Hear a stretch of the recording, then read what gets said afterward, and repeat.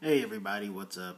It's been a while. I'm actually making this video in response to somebody that emailed me via my inbox here on YouTube, and just going to give you a brief breakdown of what they wrote. This person's name is Guy, and they live in the UK originally.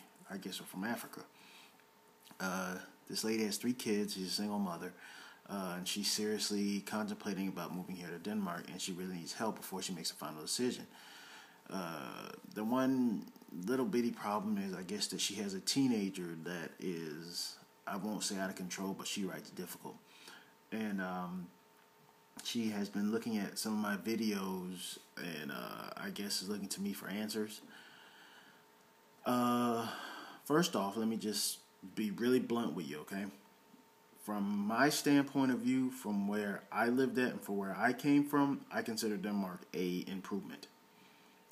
I originally am born and raised in the States, and when you look at the way the States is being, I guess, run right now compared to Denmark, it's a definite plus. So, what I'm telling you or about to tell you is based off of my own opinion. I would say the best person to ask would be an actual Dane and get their point of view as well too. But here's what I consider. Here's what some of the things when I decided to move my life overseas. My family situation wasn't the best thing in the world. I was having some rough times with my stepfather, and there were some things that were going on home that I can't really get into discussion about. But there was just, it was poor, I guess you could say, communication amongst one another at times, and there was some issues with that. There was a lot of issues, again, at this point in time with money.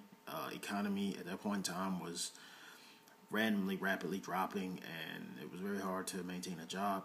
The thing about it is, compared to over here, what they call family forhold, my family, I guess, togetherness is very high here. I do miss my parents, and I do miss my friends. Don't get me wrong. Everything over here is not glamorous. It's not glorious. There are some things that you probably find a little bit difficult. Danish is one of them. I speak, a lot of people tell me I speak very good Danish. The thing about it with Danish is you have to study it very much. There are some English/Danish words that are one and the same, but when it comes to complete grammar, it's really difficult. And that's coming from an American where we assume always our grammar is always correct. It's not always right all the time. When it comes down to getting a job, I actually find that's a plus over here. Getting a job is relatively, I won't say easy, but it's better than what you have to do during the States. 9 out of 10 times in the States, they want to see if you have a degree, and getting a degree nowadays means you have to couple ridiculous amounts of money. Another thing is education over here is relatively, free. If you decide this is what you want to take for education, like computers or technology or atom bomb making or something like that, the government kind of pays you to say, okay, if you want to take this seriously, we'll help you. So you go out and you get your education. Compared to the States, it's the other way around. You have to pay ridiculous amounts of money to get your education. By the time you're done, you better hope whatever field you're in gives you 2 times that back. And 9 out of 10 times, that's not always the case. As I'm looking into further about your teenager, or I don't know if that's son or daughter, I don't know. Define difficult. If you mean, they're going around spray painting graffiti or something like that. Denmark is somewhat lenient about it. I see more and more graffiti in Copenhagen, but over here in Jylland, where I'm from, I very rarely see it. Very rarely. If you mean difficult in the sense of they're going out vandalizing stuff, that's where you might have a problem. Because over here, I notice, and again, this is from 2 different areas. I'm from Jylland. Look it up. It's called Jutland. and Sjælland, which is called the other side, which is Copenhagen. It's two different points of view. So it's kind of like the city life versus the, I guess, woodsy outdoor side. And over here, I don't see that at all, very rarely. So, but I mean, back to what I was saying. If you talking like your kid is picking fights and stuff like that, over here where I'm at, I don't think that they'll make it. But Copenhagen, it's a bigger city. It's more things to do. You possibly might fit in. But again, it's kind of hard to judge this situation because I don't know your teenager, daughter, or son. So, you might have to get back at me on that because I don't know. But overall, from my standpoint of view, I love it here. There are some rules that I don't particularly understand, and I'm trying my best to. And I mean, you're from what, the UK? Yeah, you're from the UK. I'm pretty sure you can strive over here. But, you know, a lot of people wonder, you know, why are you leaving the UK to come to Borneo, Denmark? It's not always the case.